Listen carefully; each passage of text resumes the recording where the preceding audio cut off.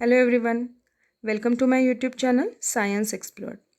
आज हम बायोलॉजी की ऐसी एक इनोवेटिव ब्रांच के बारे में डिस्कस करने वाले हैं जिससे ह्यूमन के लाइफ में बहुत इनक्रेडिबल चेंजेस हो गए, और वो ब्रांच है biotechnology.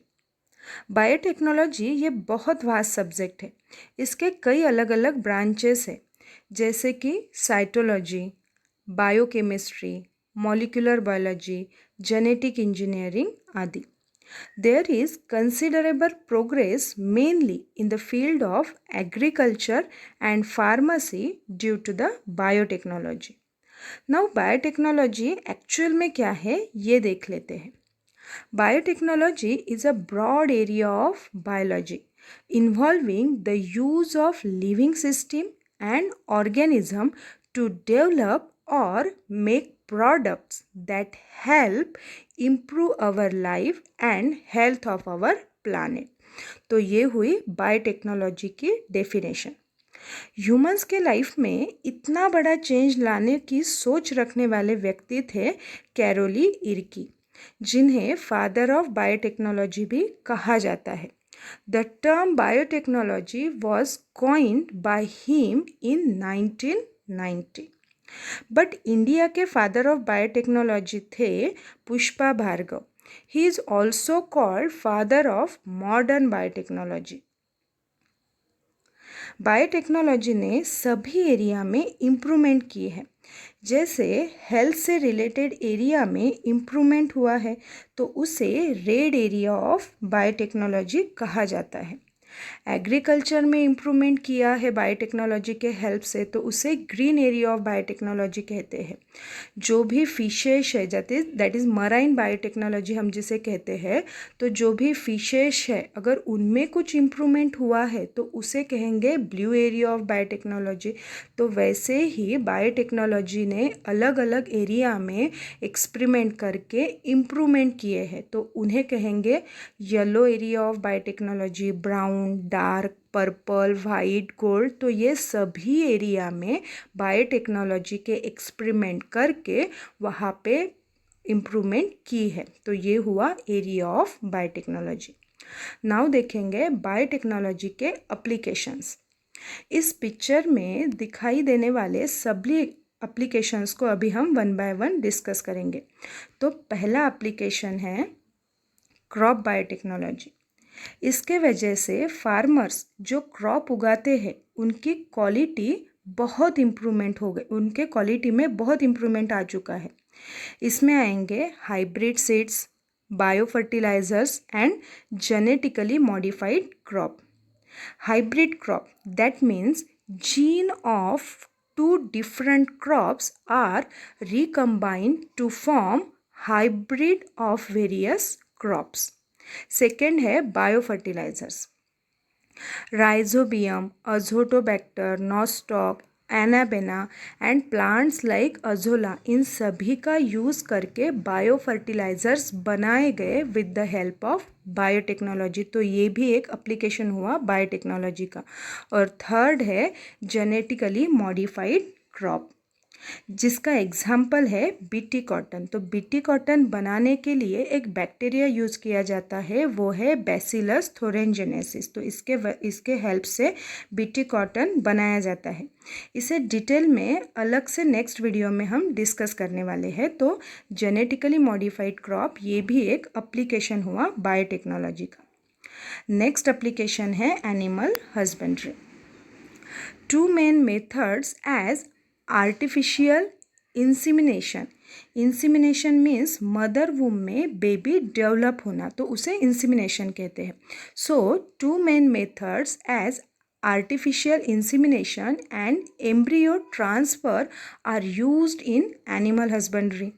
It helps to improve both the quantity and quality of animal product such as meat, milk, wool etc.